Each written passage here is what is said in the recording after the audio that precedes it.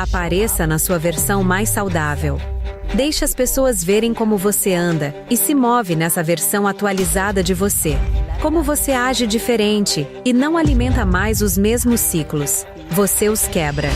Conosco hoje está a psicóloga licenciada em trauma da Universidade de Colômbia, a professora doutora Mariel Buquet. Esses traumas vêm de quantos anos? Dizem que aproximadamente 7 gerações. 7? Então todos os traumas de uns 300 anos atrás são repassados. Cerca de 255 histórias pessoais, incluindo a sua, vivem em você. Caramba! Quando é de fato 2 vezes mais difícil superar algo, a recompensa será dobrada. Existe esperança de abundância após a cura. Apenas se dedique e confie na abundância que está por vir. Vai haver uma versão estável sua te esperando do outro lado. Se não aprendermos a curar nossa criança interior quando adultos, o que acontecerá conosco? Bem, na verdade... Primeiro quero perguntar sobre curar traumas sem remédios. Muitos, ao pensar em trauma, sobretudo o emocional ou mental, questionam: por que estou doente e preciso de algum medicamento para me curar? E eu admiro muito o trabalho que você faz, pois explica detalhadamente as estratégias para curar traumas sem remédios. Pode compartilhar algumas estratégias para fazer isso, se as pessoas estiverem começando a se sentir sobrecarregadas pelo estresse e trauma em seu corpo? Sim, com certeza. Ao falarmos de trauma, é vital começarmos pelo corpo. O primeiro local a visitar é nosso sistema nervoso, onde o trauma está situado primariamente. Qualquer prática que acalme nosso sistema e nos faça sentir ancorados já é o melhor início para curá-lo. Daí podemos prosseguir com o trabalho de escavação. O que exatamente aconteceu com você? O que aconteceu antes de você nascer? O que aconteceu ao seu redor? O que foi que aconteceu que deixou uma marca indelével na sua alma? Que fez com que você experimentasse essa profunda sensibilidade que chamamos de trauma? Sério? Sim. Então devemos priorizar corpo e sistema nervoso primeiro, não o que ocorreu aos 7 anos? Não. Que palavras dos seus pais te machucaram? Não devemos perguntar isso primeiro. Correto. Ao se aproximar de uma terapia, você se senta e o terapeuta indaga: o que houve? Por que está aqui? Daí, você expõe toda a sua história. Mas muito frequentemente, as pessoas de fato se sentem traumatizadas ou retraumatizadas, ou engatilhadas por suas próprias histórias e pela narrativa do seu próprio trauma. Provoca uma resposta elevada do sistema nervoso ao contar a história. Sim, pois é como voltar lá. Você narra todos os detalhes do ocorrido, fazendo com que o ouvinte, terapeuta, amigo ou outro entenda o que aconteceu. Mas o seu corpo também está lembrando naquele momento. E o que muitas vezes acontece é que as pessoas começam a adotar estratégias evasivas, pois não mais querem tocar na narrativa do trauma ou na própria história, ou abandonam a terapia porque não querem mais realmente se envolver na conversa que faz a pessoa se sentir tão desregulada. Nossa. Então eles estão se retraumatizando quando falam sobre a experiência pela primeira vez, eu imagino, certo? Sim. A maioria não sabe que ao se deparar com a narração do trauma, isso pode desencadear emoções e fazer o sistema nervoso entrar em luta, fuga, congelamento ou apaziguamento. Nossa. A maioria não está ciente que, ao contar minha história, isso pode ocorrer comigo.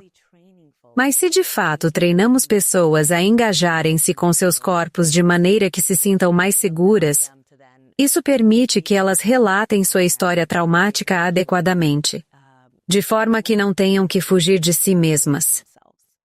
Quando pensamos em nos curar, inicialmente, e sabemos que passamos por estresse, ou reagimos de certa forma em situações específicas, ou sentimos tensão, ou como se não estivéssemos em nossa melhor versão, e temos consciência de algum trauma, mas não sabemos como falar sobre isso ou curar. O que deveríamos considerar sobre nossos corpos para começar esse processo? Bem, a primeira coisa é fazer amizade com o nosso corpo. Precisamos nos engajar num relacionamento com ele e nos sintonizar. A maioria não tira momentos ao longo do dia para perguntar: como meu corpo está se sentindo agora? Onde sinto a tensão? Onde estou sentindo no corpo esta situação externa? Podemos nos treinar para começar com verificações corporais, certo? E além disso, existem tantas outras possibilidades. Mas para começar, apenas verificar como nos sentimos em nossos corpos da cabeça aos pés e ter uma noção de como nosso corpo está absorvendo o nosso ambiente, isso já é uma configuração muito boa para nos entendermos melhor e nos entendermos quando nos contrastamos com o que está acontecendo fora de nós mesmos.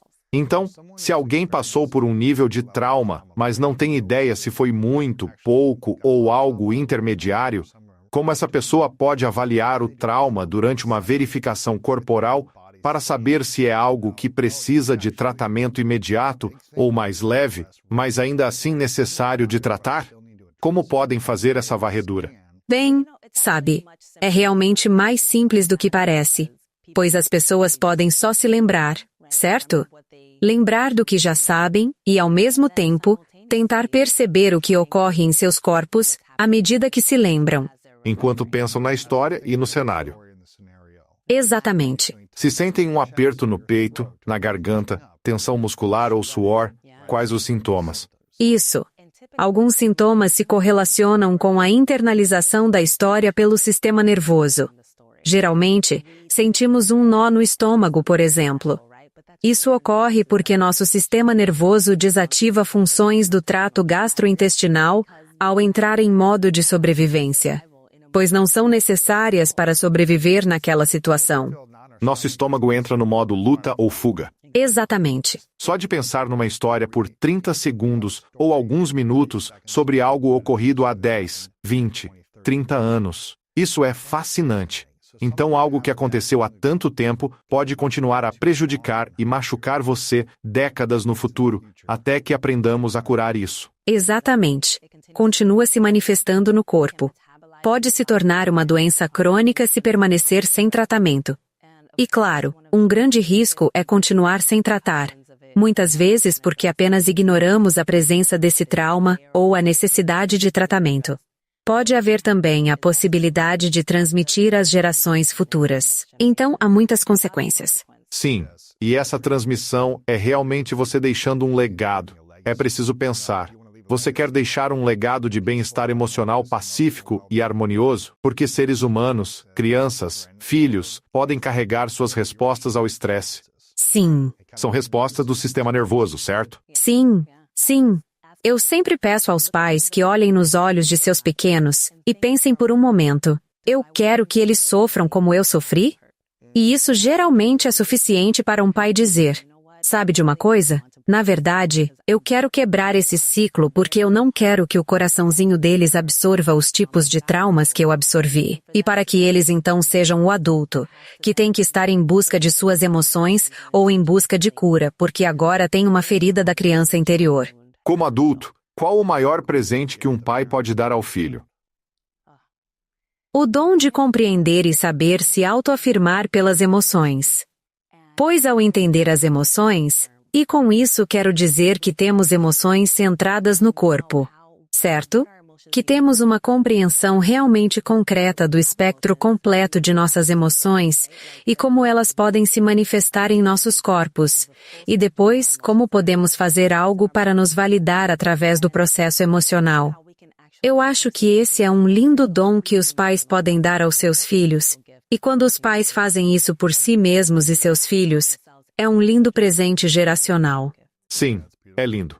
A primeira coisa que entendi do que você disse é que, inicialmente, para começar a curar, deve-se avaliar as histórias e memórias dolorosas e observar a reação corporal. Certo. Qual seria o próximo passo? Sentimos tensão no estômago, aperto na garganta, dor no peito. Qual o próximo passo do processo de cura? O segundo passo é relaxamento.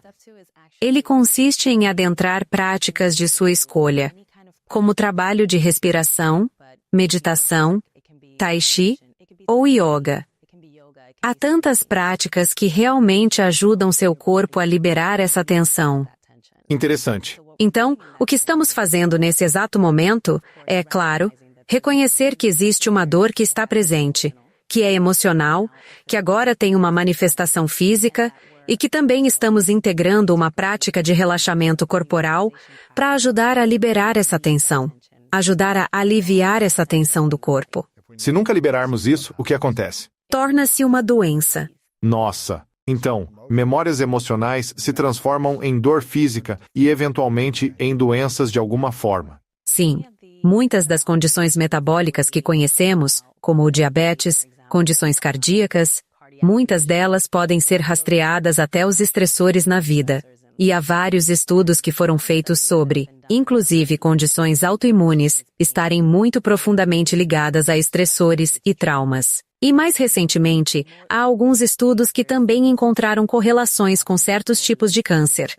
Então, quando começamos a pensar no que o corpo está nos dizendo, o corpo, quando está nesse estado de doença, está nos dizendo que não se sente bem porque emocionalmente não está sendo cuidado. E isso, você sabe, é geralmente o sinal para nos dizer: preciso desacelerar, quando provavelmente precisávamos desacelerar já há uns 15 ou 20 anos atrás. Certo.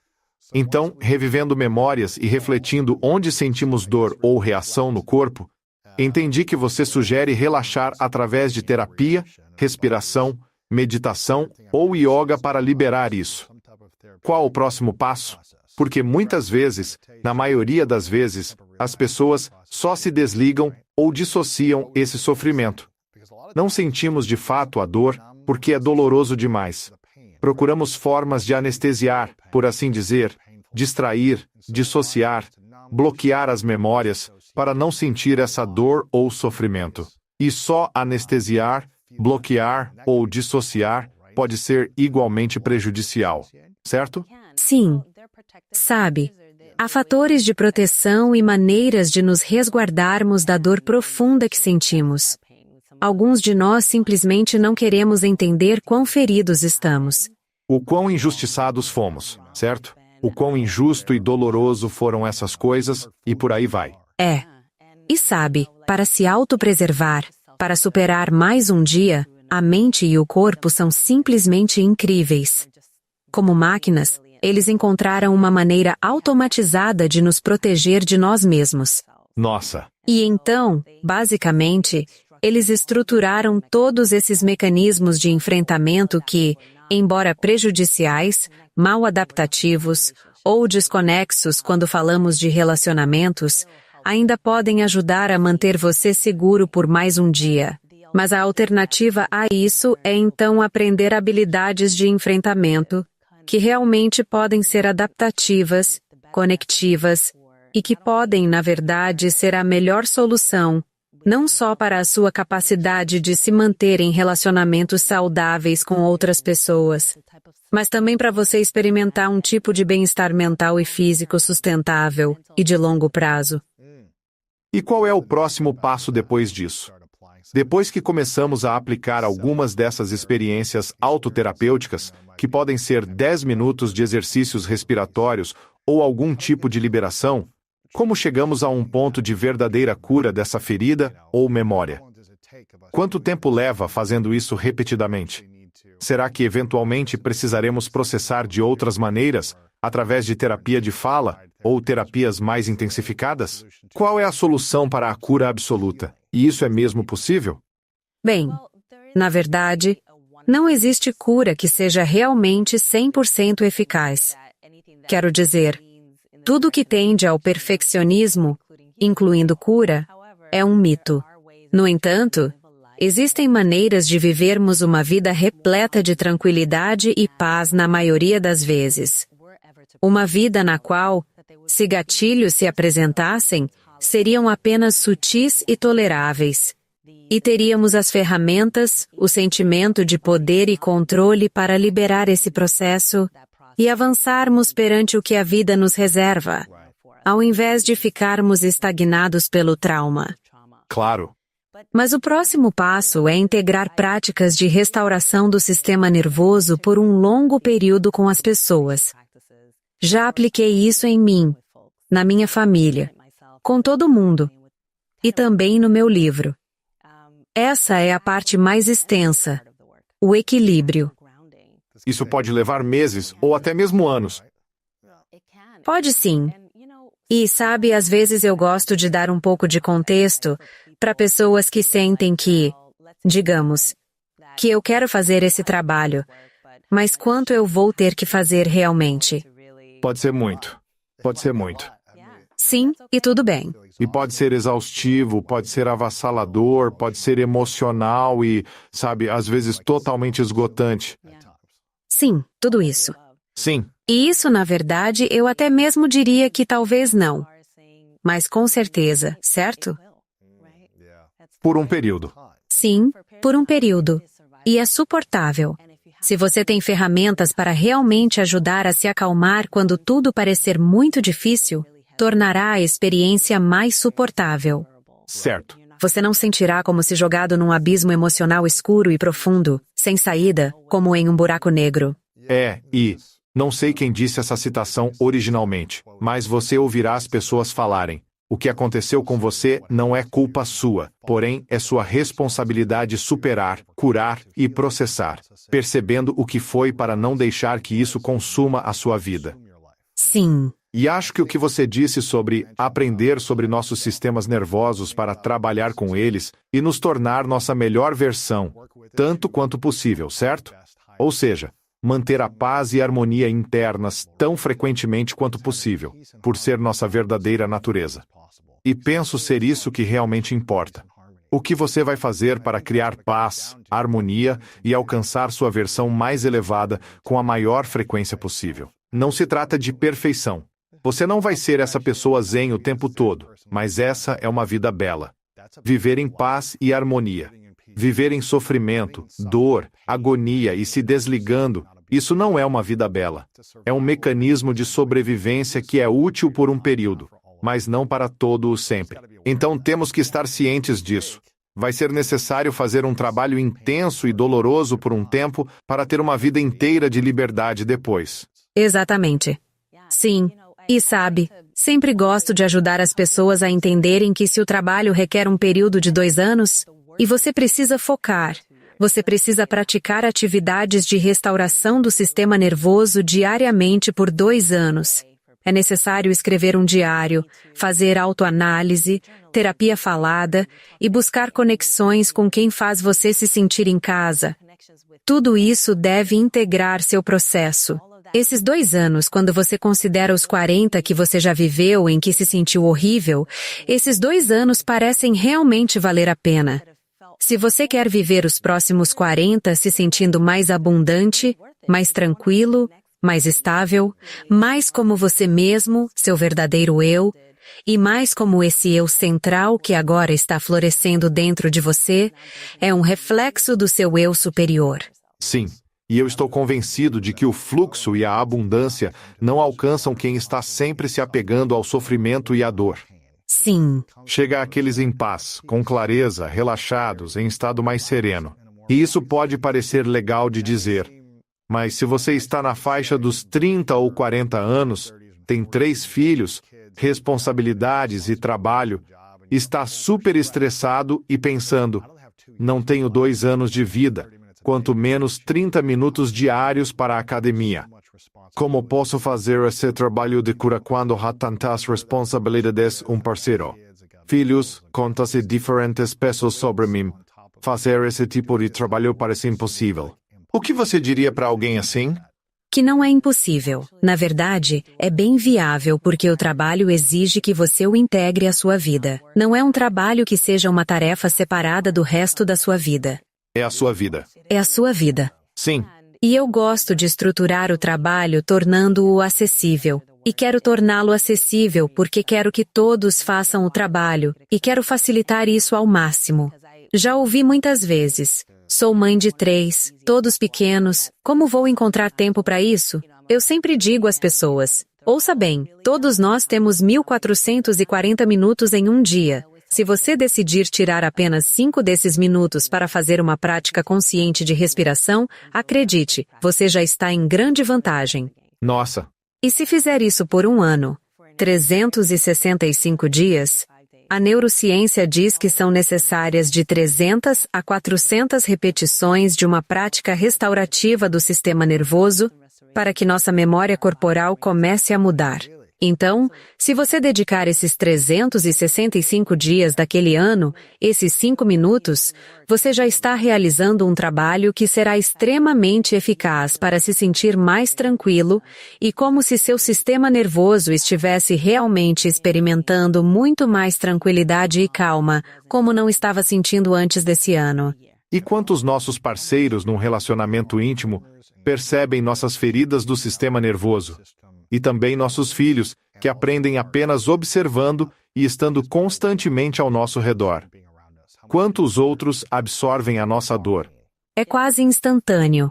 E especialmente as pessoas que estão mais próximas de nós, especialmente as crianças, porque elas são muito ágeis em perceber sinais não verbais. Na verdade, nós entendemos o mundo como seguro ou não quando somos bebês. Nós vemos a expressão facial de um adulto. Esse é nosso cuidador. E se a expressão facial espelhar segurança, calma e tranquilidade, interpretamos que o mundo é seguro. Eu posso ficar calmo. Se o adulto estiver preocupado, zangado, certo? Os bebês percebem isso. E seu sistema nervoso também. Então, é crucial estarmos mais sintonizados com a percepção das pessoas sobre nossa energia. E isso pode motivar a prática de exercícios para o sistema nervoso que beneficiam a elas e suas famílias. Se um pai ou mãe está assistindo ou ouvindo isso e pensando, meus filhos têm 5, 12 ou 16 anos, e só agora percebi que fui muito reativo por conta das feridas do meu sistema nervoso, talvez por anos, não devia ter brigado na frente deles, nem ter sido tão reativo ou explosivo. Não precisava ter agido assim. E agora, esses pais estão começando a perceber que isso pode ter efeitos a longo prazo nas crianças. E eles viveram dessa maneira por uma década. O que podem dizer para si mesmos agora sobre como se comportaram? E quais são algumas ações que podem tomar para começar a quebrar o ciclo para si mesmos e seus filhos, que ainda têm mentes em desenvolvimento e que pode ser que não se sintam tão confortáveis falando sobre emoções ainda, por conta da idade? Como os pais podem começar a mudança sem pensar que arruinaram a vida dos seus filhos? Sabe, é importante para os pais, para qualquer pessoa, entender que eles fizeram o melhor que puderam com o que sabiam. Então, se você não sabia que estava lutando contra traumas intergeracionais, porque estava exibindo comportamentos tóxicos em relacionamentos que refletiam o seu lar na infância, e absorveu isso como o normal, como status quo, então você não saberia que precisa romper com isso e evitar passar adiante ou exibir isso em sua própria casa. Porém, é importante que agora que você sabe, você tome uma atitude, que você decida, ok, sei que existe um jeito melhor, e entendo que o modo como venho me comportando é tóxico. Vou mudar isso. Isso já é um passo na direção certa. Quando se fala em crianças, é importante entender que as crianças também podem participar do processo de cura. É mesmo? Sim. Existem muitas formas adequadas para a idade delas de integrar esse trabalho com crianças. Elas podem meditar. Elas podem fazer exercícios de respiração, falar sobre suas emoções e ter festas dançantes com os pais que ajudam a liberar o estresse e a tensão do dia. E tudo isso pode ser uma grande parte do que as famílias podem fazer juntas para realizar uma cura coletiva e se envolver em práticas adequadas à idade que podem ajudar seus filhos, não apenas a absorver a cura no momento, mas também entender no longo prazo, por toda a vida, que eles podem fazer algo que os ajude a se curar. Isso é legal. Festas dançantes, aulas de desenho, só coisas diferentes. Caminhar pela natureza. Isso é muito legal. Você mencionou práticas restauradoras do sistema nervoso. Que outros exemplos temos para começar a curar o sistema nervoso? A prática que eu tendo a integrar mais no meu trabalho é a prática de cantarolar. Cantarolar? Cantarolar, sim. É tão calmante. É muito calmante. E a maioria das pessoas não sabe que tem essa ferramenta para usar quando quiser, que te ajuda a se sentir mais tranquilo. Bom, agora há ciência dando suporte a tudo isso. Mas isso sempre existiu. Os líderes espirituais antigos têm entoado o Om, e o cantarolar há milhares de anos por causa do eu acho que Aum é como Deus, certo? É como se você estivesse se conectando a Deus e falando como o Criador original, respirando isso. E há químicos envolvidos, a dopamina envolvida, e é calmante. Essa sensação no seu coração de que ele começa a entrar em um ritmo melhor. Certo. Então tem todos esses benefícios? Sim. E ao pensarmos nisso, incluindo a perspectiva do sistema nervoso também, existem diferentes ramos do sistema nervoso que atuam. E o ramo que nos faz sentir relaxados e calmos é o nervo vago ventral, que é estimulado ao fazermos OM. Quando fazemos OM, sim. Sim, ou quando cantarolamos. Dessa forma, se estou trabalhando com uma família ou criança, às vezes escolho uma música que gostam e murmuramos em vez de cantar. Isso é uma prática apropriada à idade que entendemos ser restaurativa para o sistema nervoso. Porém, sem ficar naquela típica terapia, entende? De só ficar conversando, falando. Isso mesmo. Mas estamos fazendo algo que pode ser muito benéfico à saúde. Com o tempo, as pessoas se habituam e relatam se sentirem relaxadas, mais confortáveis, especialmente diante de pensamentos insistentes que não cessavam. Então, quando essas crianças forem mais velhas, terão as ferramentas necessárias. E é o que eu quero para nós. Quero que sejamos a geração que quebra ciclos e que consiga criar as próprias ferramentas para nós e para a próxima geração. E talvez até passar um pouco disso para trás. Meus pais têm 65 e 71 anos. Eu ajudo eles com questões de saúde mental, e embora sejam dominicanos, e por causa disso nunca imaginei que estariam abertos e dispostos a isso, agora estão muito mais receptivos. Depois de anos de diálogo e entendimento, é gratificante ver como nunca tiveram orientação sobre como se sentirem mais estáveis. Mas agora eles têm. E agora, eles podem realmente se sentir mais à vontade em seus próprios corpos. É lindo quando alguém, em um casamento, percebe que quer romper o ciclo e está disposto a fazer o trabalho por conta própria, mas talvez o parceiro ainda não esteja tão aberto, e eles estão percebendo, tipo, essa pessoa, sabe, eu quero fazer esse trabalho, estou me curando. Mas essa pessoa ainda está em um estado reativo, governado pelo sistema nervoso e não quer romper o próprio ciclo. O que eles podem fazer se forem os únicos tentando crescer e o parceiro não? Essa é uma situação realmente difícil. Temos que ter empatia por quem está em um ambiente, especialmente doméstico, onde precisa enfrentar a fonte de sua dor ou um lugar que comprometa sua segurança psicológica de alguma forma. Então, o que eu geralmente ajudo as pessoas a reorganizar em termos do seu próprio pensamento é assim: apareça na sua versão mais saudável. Deixe as pessoas verem como você anda e se move nessa versão atualizada de você. Seja um modelo para eles, para seus filhos, seus pais, seu parceiro ou seus amigos, certo? Para qualquer um. Deixe eles te verem como um exemplo. Como você age diferente e não alimenta mais os mesmos ciclos, você os quebra. E depois, veja quem está disposto a se juntar a você nesse processo. Certo. E pode haver meses de resistência com desafios, onde tem que manter a postura de curado ou em recuperação enquanto alguém reage ou invade seus limites. É preciso continuar estabelecendo esses limites, o que é desafiador. É uma das principais barreiras para continuar o processo de romper ciclos. Estar em espaços onde as pessoas não mudaram e sentir o seguinte: para que estou fazendo isso mesmo? Certo. Eu poderia simplesmente deixar para lá. Entrar no jogo deles é desafiador. É muito desafiador. E é um processo que também vai exigir que eles, essencialmente, tolerem a angústia. É por isso que as habilidades de tolerância ao sofrimento são tão importantes quando se trata de trabalho baseado em trauma. Porque temos que treinar a mente e o corpo para tolerar a culpa. Tolerar a culpa de ser aquele que está fazendo o trabalho e, entre aspas, deixando os outros para trás. Às vezes as pessoas se sentem assim sobre a sua cura.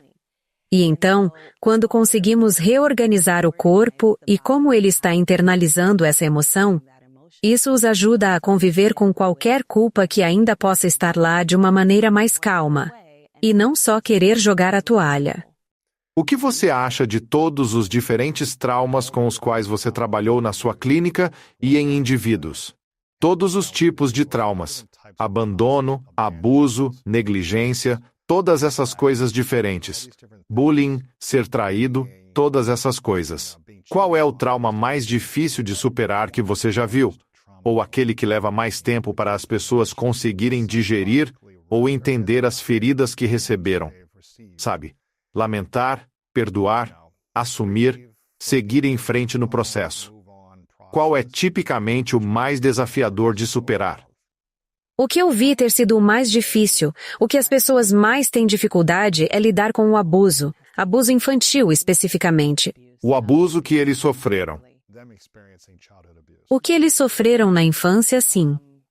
De um adulto de confiança, alguém que cuidou deles ou que estava próximo a eles. E a experiência de se sentir quase como se toda a formação de sua vida girasse em torno dessa experiência também fazendo parte disso, e depois tendo que extrair isso de todas as camadas de como essa experiência se tornou parte integrante deles, é algo que pode ser realmente muito difícil. Mas também há pessoas que podem viver vidas realmente abundantes ao começar a trabalhar nessa direção. Geralmente, onde sentimos os maiores gatilhos, é onde o trabalho é necessário. Quando nos concentramos naquele gatilho, isso possibilita vivenciar provavelmente a melhor parte de nossa cura. Entendi. Eu acho que em histórias, na mitologia, existem heróis e vilões, e ambos têm uma história de fundo semelhante.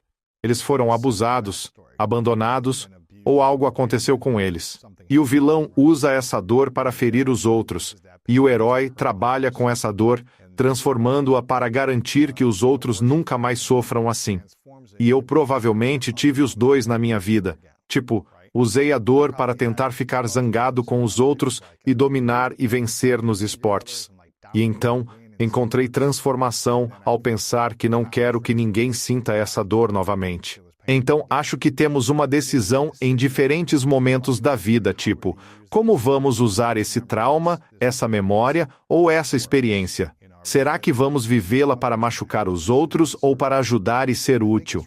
E eu acho que é realmente complicado, falando por experiência como uma mente adulta, tentar entender o eu de 5, 7, 12, 15 anos que foi abusado na infância, a mente que ainda está guardada dentro de você. É difícil refletir e lembrar todos aqueles momentos e depois pensar em como você carregou esse trauma até que a mente adulta reflita sobre ele. Processar o tempo que for necessário e todas as decisões que você tomou na vida toda, porque você teve reações reativas nos relacionamentos que entrou, nos desafios que você pode ter e no bem que pode surgir disso, e então aprender como curar aquele tempo. É uma confusão mental, sabe? É complicado. E então, acho que você está provavelmente certa nisso. É mesmo uma dor difícil de superar. Eu sei que existem diferentes tipos de traumas, mas esse é definitivamente doloroso. Mas eu sei por experiência que existe uma paz e amor incríveis do outro lado, se você estiver disposto a fazer o trabalho. Demorou alguns anos para eu realmente sentir que podia falar sobre esse assunto sem ter mais uma resposta do sistema nervoso. Mas eu acho que também, quando você percebe que pode superar algo assim, isso te dá muita confiança, muita compostura, muito poder, muita paz, e o conhecimento de que, se eu posso enfrentar isso com 5, 7 ou 10 anos de idade, o que eu posso enfrentar sendo adulto com essas ferramentas que você está fornecendo? Então eu acho muito bom você ensinar sobre essas ferramentas, porque muitos adultos ainda não têm essas ferramentas, e eu ainda estou aprendendo o máximo possível sobre elas. Mas por que é tão desafiador para mentes adultas entenderem o abuso sexual ou algum tipo de abuso que aconteceu quando criança? Por que é difícil para as mentes adultas compreenderem isso e superarem? Bem, porque houve realmente uma intrusão generalizada. A pessoa se sente exposta e como se as pessoas pudessem feri-la. Elas estavam vulneráveis e ficaram presas nessa vulnerabilidade. Sim. Então, o desafio em nossas vidas adultas está no fato de que aquela vulnerabilidade veio junto. E ainda nos sentimos crus, abertos e vulneráveis, excessivamente sensíveis ao toque. E outras pessoas conseguem nos machucar facilmente. E é por isso que muitas vezes as pessoas também desenvolvem mecanismos de defesa para tentar se proteger, porque não querem acabar em uma situação parecida, onde haverá mais uma intrusão, e então, como sobreviverão a isso, certo? Por isso eu sempre digo, quando é 2 vezes mais difícil superar algo, a recompensa será dobrada. Certo, vai ser ainda mais. Vai ser até mesmo exponencial, certo? Sim.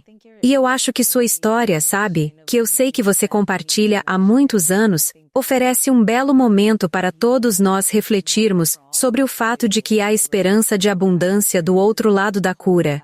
Porque a maioria de nós pensa, quando isso vai terminar? Será que um dia vou me curar? E ficamos meio presos nessa narrativa, em vez de na narrativa de simplesmente fazer o trabalho necessário e confiar que haverá abundância do outro lado. Vai haver uma versão estável sua te esperando do outro lado. Sim, eu comecei a jornada de cura 10 anos atrás, sobre o abuso sexual que sofri quando criança, e eu pensei que tinha curado boa parte disso, mas ainda assim, continuei entrando em relacionamentos que mostraram uma realidade diferente, e deixei, meio que, certos limites serem ultrapassados que eu não queria. Porque eu não tinha as habilidades ou a coragem de defender a minha criança interior e o que ela realmente precisava durante certos relacionamentos. Então, não foi até cerca de 3 anos atrás que eu revisitei isso novamente através da intimidade. Tipo, eu consegui me curar em algumas áreas, mas não em todas. E foi aí que precisei de ainda mais trabalho. Foram uns 2 anos a mais. Então, eu sinto que a cura é uma jornada. Não significa que, ok, eu fiz 6 meses de trabalho intensivo e agora estou bem. Novas coisas podem surgir em alguns anos que você terá que reabordar, e pelo menos foi o que aconteceu comigo. Mas não achar que você já resolveu tudo. Eu acho que é algo que precisamos ter em mente. Tipo, eu não sei todas as respostas. Mesmo que eu me sinta melhor, vou continuar trabalhando nisso e processando. Se não aprendermos a curar nossa criança interior como adultos, o que acontecerá conosco? Bem, na verdade, podemos desenvolver o mesmo tipo de ferida emocional da infância em nossos filhos. Ah, sim. Então eles nem precisam vivenciar o trauma, passamos adiante, certo? Sabe, isso acontece. Claro! Estamos discutindo trauma intergeracional com algumas conexões biológicas, certo? Como uma família que pode ser, do ponto de vista do sistema nervoso ou epigenético, mais sensível e emocionalmente vulnerável. Assim, pode haver o risco de desalinhamento emocional entre um cuidador e seu filho. Ele pode estar tão focado em seu próprio estresse e trauma que não nota os sinais de que seu filho está dizendo: "Eu preciso de você." E essa sensação de abandono emocional pode surgir, ou uma incapacidade de realmente se relacionar e se conectar com os outros, o que é meio que a base geral do apego e dos estilos de apego.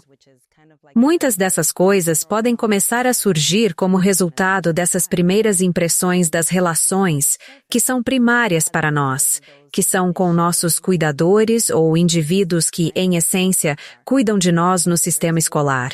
E qualquer indivíduo que tenha proximidade. Então, vai ser realmente importante para nós também entendermos que quando estivermos falando sobre não querer que isso continue para a próxima geração, não querendo que aquela tenra pequena alma à nossa frente vivencie a dor que carregamos por tanto tempo, temos que falar sobre como podemos curar nossas próprias feridas.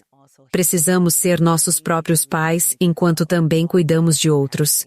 Certo. Então, é reparentalização intergeracional. Eu acabei de pensar numa coisa, conforme você estava falando, porque eu tenho a impressão de que muitos pais nos Estados Unidos hoje são muito protetores com seus filhos. Eu vejo isso. Talvez não seja em todo lugar, mas eu vejo muito disso acontecendo. Eles estão mais preocupados com quem eles estão andando. Eu ouço muitos pais dizerem: "Eu nunca mais vou deixar meu filho dormir fora." Sabe? Estou tirando eles da escola pública porque não parece seguro, ou seja lá o que for. Eles são simplesmente mais protetores em vez de permitir que seus filhos tropecem e aprendam ao longo do caminho. E estou curioso, na sua perspectiva, baseado na sua experiência e o que você viu com seus clientes, seus pacientes. É pior permitir que nossos filhos sejam livres no mundo e vulneráveis a possíveis danos, ou é pior, superprotegê-los e passar nossos próprios traumas e feridas porque os mantemos tão perto do nosso eu ferido? Sabe, eu diria que é extremamente importante para nós permitir que eles tenham alguma conexão com o mundo que não seja necessariamente superprotegida por nós. No entanto, vai ser realmente crítico para nós, como pais ou responsáveis, também avaliar cuidadosamente os ambientes dos quais eles fazem parte. Precisamos verificar cuidadosamente as pessoas que são suas babás e fazer perguntas que são tabus, que são desconfortáveis, mas que têm grande chance de proteger nossos filhos. Certo. Adentrar o desconfortável. Não tenha medo de fazer perguntas. Você não precisa viver uma vida desconfortável por não ter questionado aquela pessoa direito. Certo. Quando algo acontece que poderia ter sido evitável. Nem sempre.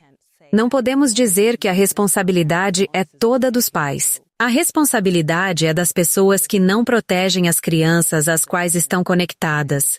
Mas é um processo seletivo e permissivo, pois permite que a criança explore, entenda e desfrute do mundo, tropeçando e se levantando após cair. O que sabemos é que isso também constrói resiliência, e então precisamos desse processo em nossas vidas para realmente sermos adultos resilientes. Mas também vai ser crítico, como eu vejo, especificamente como pais que quebram ciclos, para que façamos a transição para sermos defensores dos interesses dos nossos filhos. Precisamos também, de qualquer maneira possível, defender os sistemas dos quais eles fazem parte, para mantê-los seguros. Como defender uma maior segurança nas escolas, que, como vemos no mundo de hoje, especialmente nos Estados Unidos, está realmente comprometida. E sabe, também defender as leis que responsabilizam pessoas quando elas machucam crianças. E todas essas coisas que são sistêmicas vão também fazer parte do processo de como educamos em direção ao progresso de uma forma diferente. Claro. E quanto ao elemento epigenético disso? Sabe, até que ponto o trauma é genético versus o espelhamento emocional e a transmissão através do ambiente, espaço, emoções, para outro sistema nervoso? É uma questão genética que carregamos? Ou é mais como se estivéssemos observando e copiando isso durante o dia? Bem, o que sabemos sobre o trauma intergeracional é que ele é o único tipo de trauma que tem um pouco dos dois, certo? Então, ele pode ser encontrado na intersecção da nossa biologia, que inclui todos aqueles fatores epigenéticos e nosso sistema nervoso, e a estrutura da nossa biologia desde muito cedo, memória celular, todas essas coisas. E nossa psicologia, que é, em essência, tudo o que acontece depois que somos formados, depois que nascemos, depois que, saímos do útero. Existem muitas interações que temos com pessoas, com sistemas. Como todas essas interações, então, criam efetivamente uma determinada experiência, uma experiência emocional que pode desencadear uma resposta ao trauma ou talvez nunca permitir que ele venha à tona. E então é um pouco dos dois, sabe? Mas a questão de vir de famílias que por si mesmas tiveram qualquer tipo de trauma que tem sido duradouro e mantido no corpo e em seus comportamentos, é que tipicamente o que tende a acontecer é que nossos corpos refletem o trauma com o qual lidamos. O trauma que nossos corpos estão constantemente tentando combater.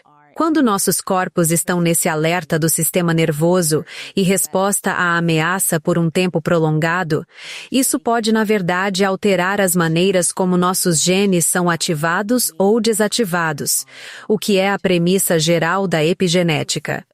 O que está acontecendo em nosso ambiente social está impactando as maneiras como nossos genes são ativados ou desativados. E o que acontece na concepção é que ambos os pais têm marcadores genéticos, ou mensagens genéticas, que são traduzidos para um bebê na concepção, incluindo, é claro, todas as características físicas e coisas assim.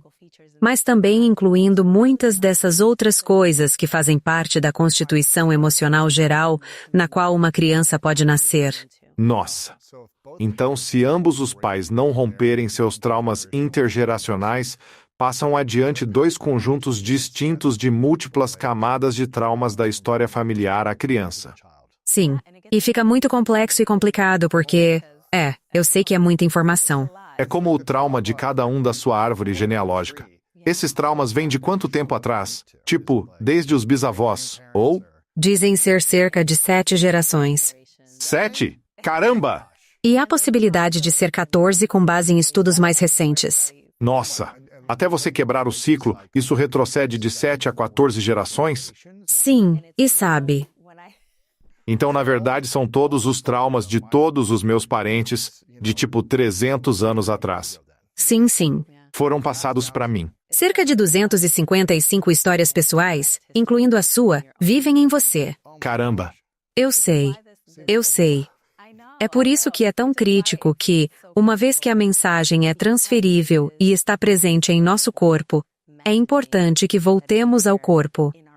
É por isso que, quando fazemos essas terapias de conversação, elas podem ser boas até certo ponto para o trabalho que precisa ser feito, mas não necessariamente quando estamos falando de traumas em camadas. Quando falamos sobre esses traumas que estão aí por gerações e que têm essas marcas e têm essas maneiras de surgir de maneiras que você nunca imaginaria. Às vezes, um cheiro simplesmente faz você se lembrar de 2 gerações atrás. Nossa! Isso foi amplamente estudado no que diz respeito aos nossos sentidos, que, na verdade, eles capturam impressões de memória de gerações passadas.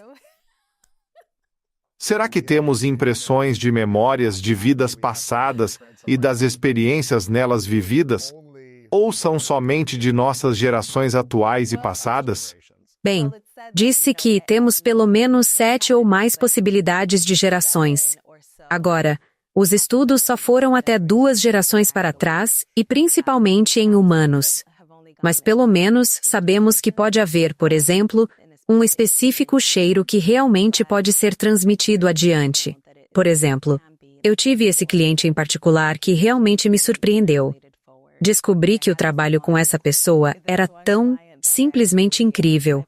Parecia que, sabe, todas as coisas que eu vinha aprendendo e que eram baseadas em pesquisas, estavam agora sendo exemplarmente representadas nessa pessoa.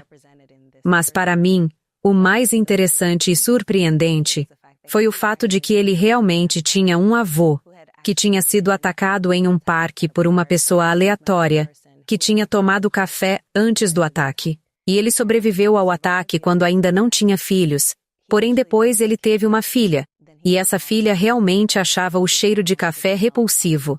E então, em outra geração adiante, meu cliente realmente não suportava o cheiro de café.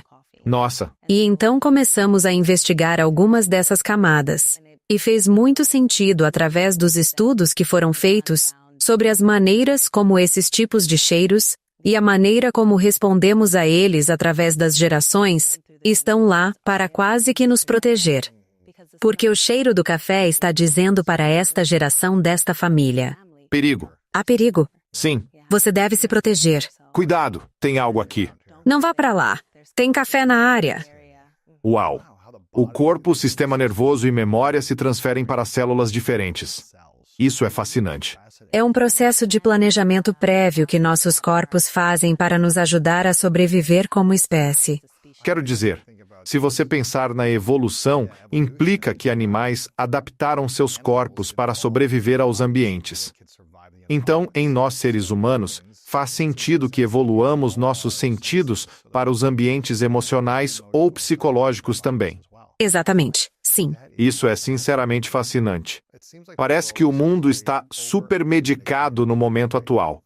Não estou dizendo que não há necessidade de medicamentos em certos casos específicos, mas quando há supermedicação, sem qualquer aplicação dos remédios terapêuticos naturais, isso é de fato um grande problema na minha opinião, pois sinto que isso não permite que seu próprio corpo se cure totalmente se você está constantemente tomando medicamentos.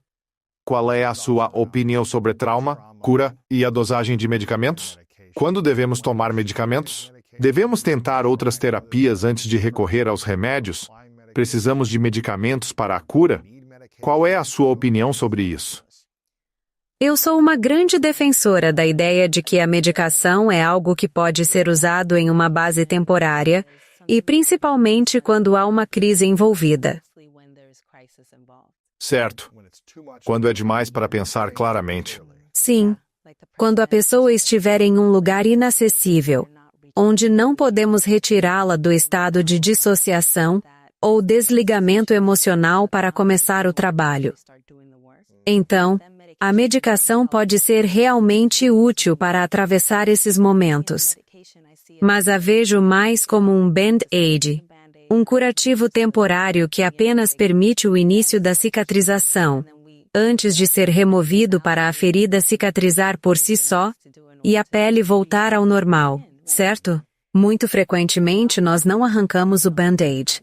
Se está sempre medicado, nunca consegue trabalhar nisso. Exatamente. Tem pessoas sendo medicadas sem o que deveria ser o trabalho complementar, terapia ou outras modalidades que podem promover cura e reestruturação mental, e como a pessoa está lidando com as coisas. Assim, elas aprendem e depois aplicam diferentes habilidades de enfrentamento que se tornam seu novo padrão. Daí, não precisam mais da medicação. Sim. Você só assimila esses aprendizados usando e integrando medicamentos ao mesmo tempo. E daí, quem sabe, pode parar de tomar os remédios, depois desse trabalho de cura. Sim. Mas se estiver tomando remédio, você não faz o esforço necessário, nem internaliza aprendizados. Sempre precisará da medicação para se desligar, neutralizar, né? Sim. Você vai depender do remédio. E existem diferentes tipos de dependências. Algumas são muito biológicas, outras mais psicológicas. Dependência de medicamentos tipo, eu preciso dos meus remédios, versus, este medicamento está me ajudando a superar esta fase do processo para que eu possa entrar na próxima. É assim que devemos pensar a respeito. E você mencionou algo sobre a paz anteriormente. Sou um grande defensor disso.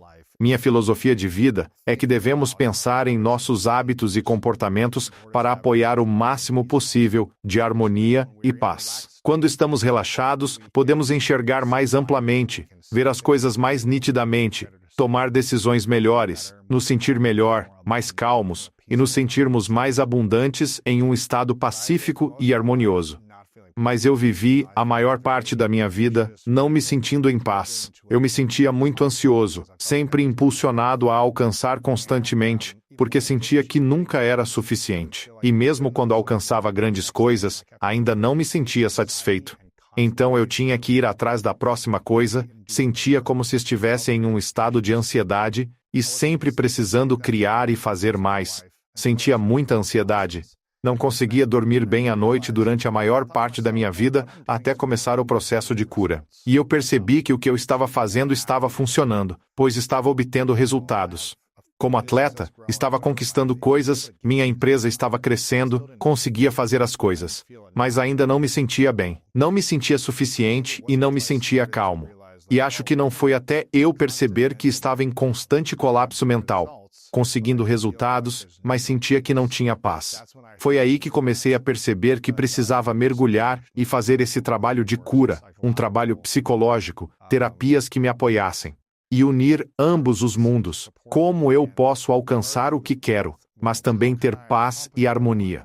Sabendo que não será algo perfeito, onde nunca sentirei desconforto, mas como posso ter mais paz e harmonia dentro de mim. E eu acho que essa é a principal coisa sobre a qual tento falar na vida como uma filosofia. E eu adoro que você fale sobre este sistema nervoso do eu superior. O que o eu mais elevado do seu sistema nervoso deseja? Ele quer se sentir calmo, quer relaxar, quer se sentir seguro. E acho que é muito importante percorrer cuidadosamente o seu livro e se perguntar: onde estou permitindo a mim mesmo falhar com meu sistema nervoso? E se eu puder curar o sistema nervoso no meu corpo, então eu vou ter muito mais abundância e paz na minha vida. É isso que estou entendendo de tudo o que você está falando aqui. É isso mesmo. Fazendo alusão aos objetivos que você estava alcançando, isso é o que chamamos de reforço positivo na ciência do behaviorismo. Então, você é validado pelo trabalho porque obtém os resultados. Trabalha mais e atinge o objetivo novamente. E o mesmo pode acontecer. Podemos aplicar essa estrutura, filosofia, método. Podemos usar isso ao objetivo da paz.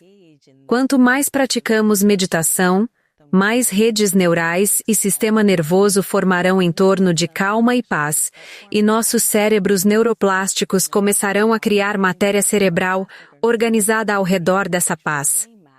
Assim, receberemos reforços. Não será aquela recompensa que virá imediatamente e que vamos sentir como se tudo tivesse melhorado.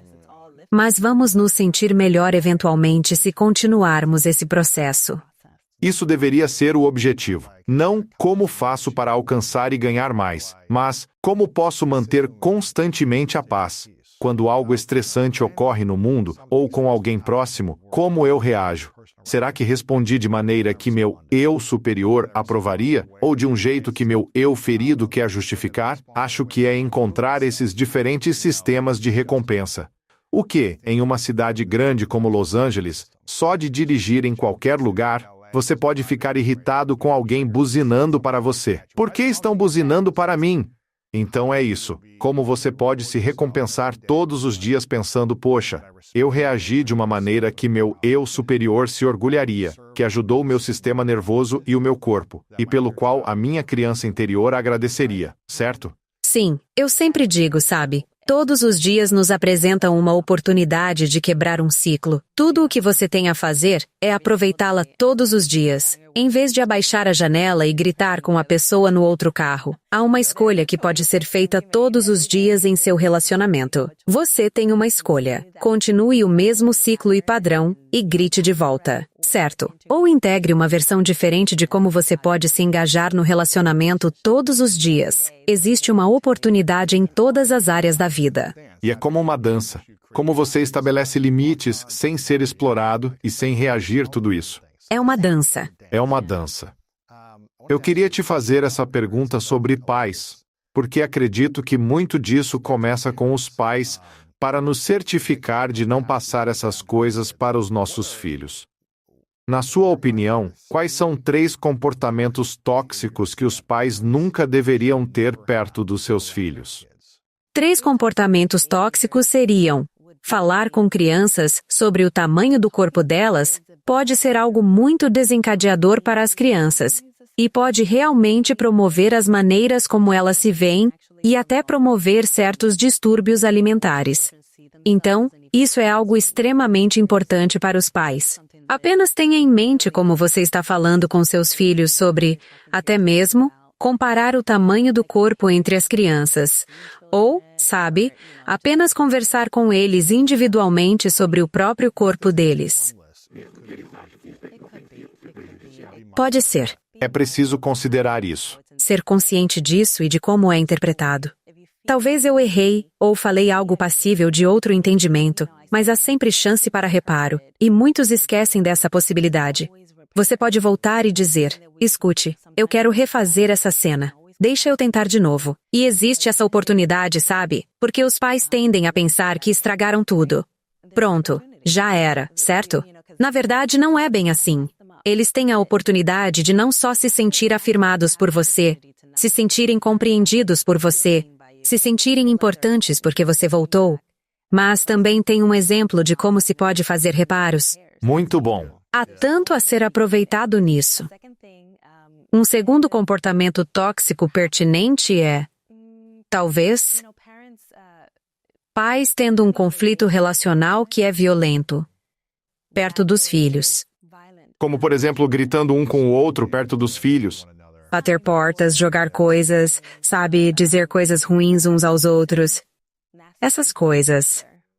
Quão prejudicial é para as crianças quando pais falam mal um do outro, gritam, dão gelo, batem uma porta e se trancam em outro quarto. Quão prejudicial isso pode ser para a psique e o bem-estar emocional delas? Bem, as crianças têm um sistema nervoso subdesenvolvido que absorve muito do sentimento de falta de segurança em seu ambiente naquele momento.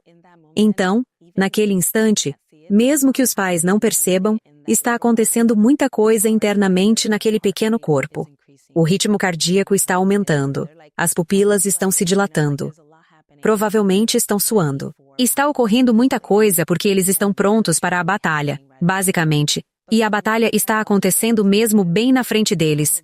Mas de uma perspectiva mais psicológica, essa criança provavelmente está tendo fantasias de como pode salvar sua família dessa situação atormentadora com a qual estão se deparando. E muito frequentemente isso deixa a criança na posição de ter fantasias de salvar um pai ou mãe que eles nunca poderiam salvar.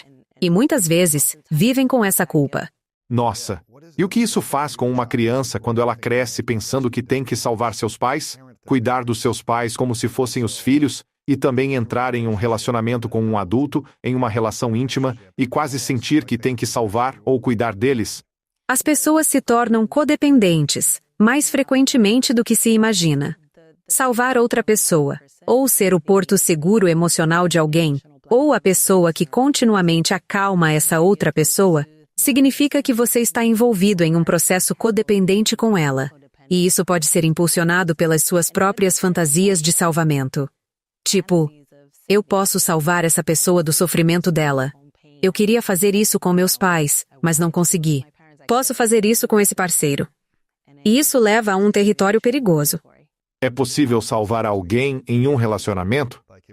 Por exemplo, se for um relacionamento codependente, dá para salvar a pessoa de si mesma? Você pode, acredito eu, salvar uma pessoa de si mesma da melhor maneira, ao ajudá-la a obter as ferramentas necessárias para se salvar. Sim, mas e se eles não quiserem? Então, eles são realmente os únicos que podem se salvar. Eu sei. E então você acaba ressentindo-se deles, se sente frustrado ou culpado por não poder salvar alguém, certo? Nunca acaba. É um ciclo vicioso. Cara, é exaustivo, né? E depois você se casa, tem filhos e passa o trauma adiante. Crianças absorvem tudo, veem o exemplo, ouvem a linguagem utilizada e a integram ao seu ser. Desenvolvem aquele vocabulário ao formar relacionamentos. Isso se torna um ciclo se não for tratado e se as pessoas não quiserem fazer esse trabalho de cura. Nossa, e como os adolescentes conseguem se curar após viverem isso por 15 a 18 anos? Como uma pessoa de 18 a 25 anos, ainda em desenvolvimento e compreendendo a vida, pode fazer isso sozinha? E se os pais não estiverem dispostos a se curar e quebrar o ciclo? Sim, é muito difícil mesmo para uma criança fazer isso, considerando que existe essa significativa diferença de poder e uma hierarquia e dinâmica na qual elas estão, em essência, à mercê do adulto que também pode causar danos a elas. E eu vi muitas vezes que muitas crianças ou jovens adultos também encontraram uma maneira de fazer a transição, mesmo que seja mentalmente, para se libertar da influência negativa que as pessoas em suas vidas têm sobre eles e se libertarem até o momento em que possam realmente ser livres como um adulto independente dos pais. É por isso que, muito frequentemente, algumas pessoas, e eu não sou uma grande defensora de cortar laços com todo mundo, mas algumas pessoas optam por não ter contato, porque sentem que há tanto que é tóxico dentro desse ambiente que é imóvel, não muda, está congelado neste lar. E eles não querem ser parte disso, nem que seu coração fique pesado pelo resto da vida ao entrar naquela casa. Então, eu tenho que me retirar. Sabe, quanto mais eu relembrava meu passado e fazia o trabalho de cura, lembro que saí de casa aos 13 anos. Implorei aos meus pais que me mandassem para outro lugar, e muitas crianças são mandadas para outro lugar se fazem algo errado. E eu não era uma criança perfeita nem horrível, estava ali no meio. E implorei por um verão inteiro longe dali. Conforme relembrava, me questionei por que queria tanto sair. Me lembrei de 6 meses antes, meus pais terem tido uma briga grande, e senti que a casa não era segura. Mas havia quase todas as semanas algum tipo de discussão, ou gritos altos, ou batidas de portas, ou um distanciamento emocional entre eles, desde que eu me lembro. Então eu sei que eles me amavam e eu amava eles, mas eu não me sentia seguro com eles juntos. Sim, E eu acho que era só meu corpo, meu sistema nervoso dizendo, saia daqui. Mesmo amando ir para casa, visitar e tudo mais, eu simplesmente não queria estar lá. E sinto que era um mecanismo de defesa, implorar que me enviassem para longe. Todo dia durante o verão eu dizia, por favor, me mandem para aquela outra escola. Era cerca de uma viagem de 7 horas de carro. E eu acho que isso, de fato, me salvou emocionalmente, porque eu não sabia como lidar com isso emocionalmente. Como ajudá-los quando eles estavam passando por colapsos constantemente. Sim. Eles acabaram se divorciando. Já deveriam ter se divorciado muitos anos antes ou começado a se curar antes. Mas isso foi desafiador. E nem todos podem fugir ou se afastar. Eu sinto que tive sorte, mas não me sentia emocionalmente seguro. E é por isso que me preocupo com as crianças. Se estão em ambientes onde seus pais estão emocionalmente mal um com o outro, como lidamos com isso como crianças? Nós não temos as ferramentas. Não temos o treinamento. Não temos o apoio se aqueles pais são nosso apoio. É algo assustador. É assustador. É assustador porque você meio que se sente aprisionado nos espaços em que está. E como sabemos, isso pode gerar muita falta de saúde, seja física ou mental. Realmente pode florescer a partir daí.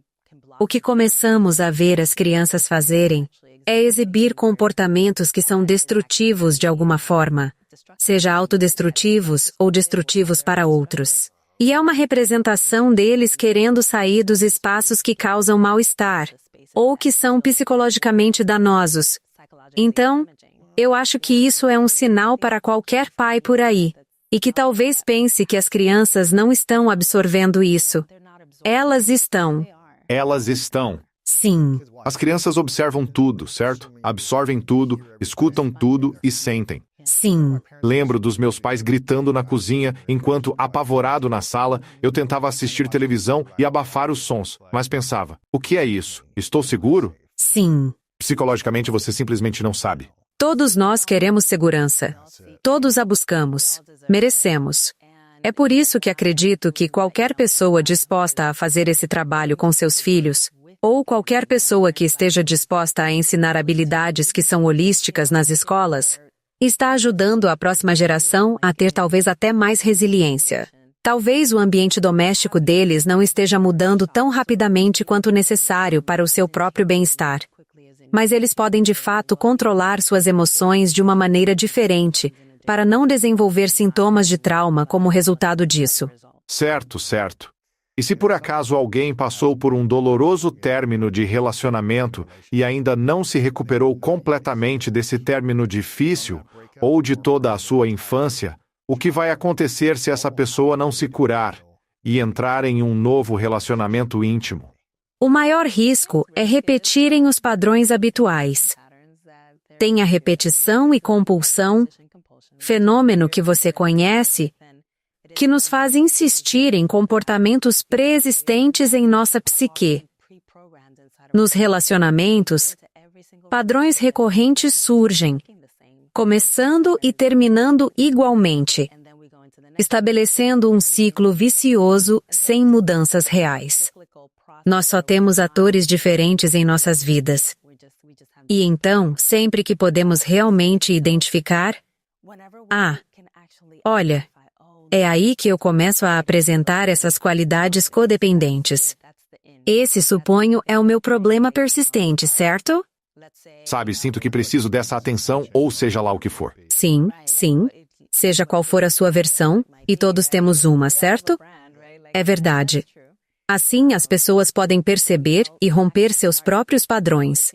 Começamos a cortar pela raiz quando temos consciência. Não podemos curar o que não podemos ver. Se temos algo que podemos identificar como não estando alinhado com a forma como queremos viver, então podemos identificar isso, chamar pelo nome.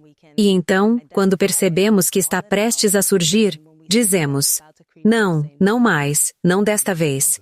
Não vou por esse caminho. Como psicóloga e especialista em trauma, qual é o maior desafio, na sua opinião, que você enfrenta hoje?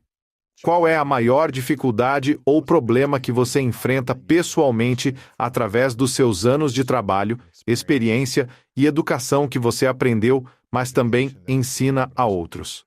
Bom, eu ainda tenho dificuldades pessoais com a experiência de ter, paciência. Pois é. Algumas pessoas podem não ter paciência na intimidade, com amigos, vida em geral. É mais com a família. Sou alguém que geralmente pensa e age muito rápido, sabe? Sou muito assim. Costumo funcionar muito no piloto automático, mas é algo em que estou trabalhando há vários anos e ainda estou me dedicando intensamente. E até no próximo ano, quero trabalhar de uma maneira que, eu espero, possa realmente causar um impacto, porque quero desacelerar minha vida. Desacelerar para valer e fazer coisas que realmente possam me ajudar a desenvolver a paciência, em vez de só acalmar, que é o que venho fazendo. E acho que isso também vai me ajudar a desenvolver mais compaixão, a ser mais amorosa comigo mesma e com os outros, e ter a oportunidade de ser mais atenta e sintonizada nos espaços que ocupo, incluindo meu espaço com minha família. Então tudo isso vai brotar de mim ao desenvolver esse senso de paciência na minha vida, o que tem sido muito difícil. Tem sido difícil ter paciência. Ter paciência com a família e com meus objetivos. Nos relacionamentos íntimos, e não sei para onde as coisas vão, a paciência é pouca. Minha família vai me elogiar muito, eles são muito gentis, mas não vão dizer que sou paciente. Eles me conhecem bem, e eu me conheço muito bem. E, sabe, não é uma coisa que eu amo em mim, e sei que posso fazer muito melhor. E eu sei que eu quero fazer melhor. O que é o segredo, certo? É a motivação. Nós somos muito parecidos. Marta, minha noiva, sempre fala que eu não tenho muita paciência, e eu respondo: mas eu te avisei sobre isso quando começamos a namorar, coisas boas e ruins, sobre mim, e perguntei, vai querer? Mas é tudo uma questão de evoluir. Tenho mais paciência agora do que há 10 anos. Sim, claro. E eu realmente desejo isso. Desejo para mim mesma melhorar nisso. Sim, isso é bom. Tenho certeza que ao ter filhos, serei forçado a desenvolver paciência ou sentirei mais frustração, dor e raiva. Então, ou eu sofro ou aprendo a ser paciente. Mas o sofrimento é temporário. Exatamente. Eu sou muito grato a você.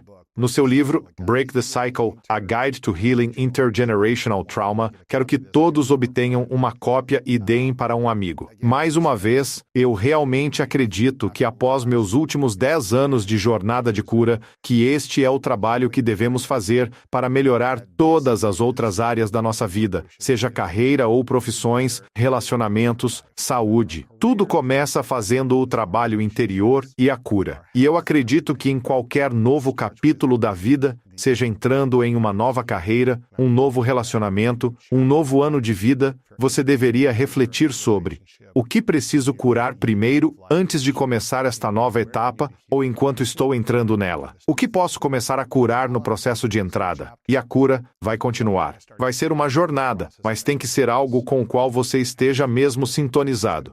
E eu penso que quando você foca nisso, como você disse, coisas belas surgirão. Pode haver alguma dor, tristeza e luto por um breve período, mas depois, do outro lado, há mais abundância e paz. Então, estou realmente animado que este livro tenha sido lançado, Break the Cycle. Eu quero que todos adquiram uma cópia do livro pela doutora Mariel Buquer. Confiram onde podemos conseguir uma cópia. E qual é o melhor lugar para se conectar com você? Obrigada por dizer isso. Uma cópia do livro pode ser adquirida em qualquer lugar onde vendam livros, por toda parte. E também está disponível no meu site, que é drmarielbook.com. E é possível me encontrar também no LinkedIn. Você está mais no LinkedIn do que Instagram? É sim. Certo. Gosto de lá. É só seu nome no LinkedIn? Só meu nome, costumo aprender muito lá, é revigorante. Isso é bom. Amo o LinkedIn, sim. Vou te seguir e conferir seu conteúdo. Obrigada. Break the Cycle. Mariel, eu sou muito grato por sempre expor seu trabalho. Você trabalhou em uma clínica por muitos anos e como professora por muitos anos. Mas agora, sendo educadora para as massas, escrevendo um livro e ensinando online, reconheço o valor de levar essa cura para nós. porque, novamente, acredito que seja o que todos devemos considerar. Falar de saúde, relações, dinheiro e negócios é importante, mas sem paz nessas áreas, nada será gratificante. Então, você realmente tem que ter a paz da cura primeiro para que todas essas coisas possam ser abundantes. Então, sou muito grato por você estar ensinando isso de maneira tão dedicada e fazendo pesquisas sobre como podemos curar essas coisas. Obrigada. E eu te reconheço pela consistência que você tem em nos auxiliar. Obrigada. De nada. Eu já te fiz essa pergunta antes, mas vou fazer 2 últimas perguntas. Se chama 3 verdades. Imagine que é o seu último dia na Terra, e você só pode deixar 3 lições para o mundo. Você tem que levar todo o seu trabalho com você, e tudo o que você criar daqui até o dia da sua morte terá que ir com você para outro lugar. Quais seriam as 3 lições que você deixaria para trás? Seria que, se não tivermos cuidado, a história pode se repetir. Então, vamos estar atentos a isso e romper com o que pudermos. Que é importante para nós estarmos em relacionamentos saudáveis com outros seres humanos, porque, fundamentalmente, somos seres relacionais.